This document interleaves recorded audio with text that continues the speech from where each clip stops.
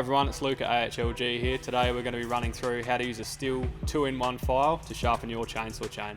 So we've got a MS180 chainsaw and a Stihl 2-in-1 file.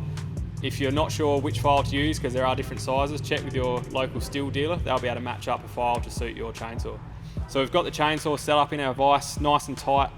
We're not clamping the very top or the very bottom of the bar. We're right in the middle, in the strongest point. And if you haven't got a very strong vise, it's a good idea just to put something under the head of the machine just to support the weight. So to get started, there's a diagram on the actual file that shows you which way to hold the file in relation to the chainsaw. So we'll pick any tooth to start, set it in. We've got our angle set up to follow through correctly with the plastic there, and we'll just swipe through 3 to 5 times. Because this chain's fairly worn, we're going to do it 5 times today. If it wasn't so worn, we'd probably get away with 3 times. Once we've done that first one, it's a good idea to mark where we've started, just with a Sharpie.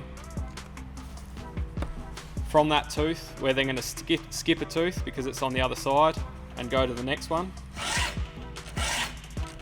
Skip a tooth, next one. I'm going to continue like that all the way around. Now that we've reached the end of the bar with the chain break off, we can slide the chain back and keep going with the next tooth. Once you've gone all the way around and hit that Sharpie mark, we then want to turn the sharpener over and do all the other side.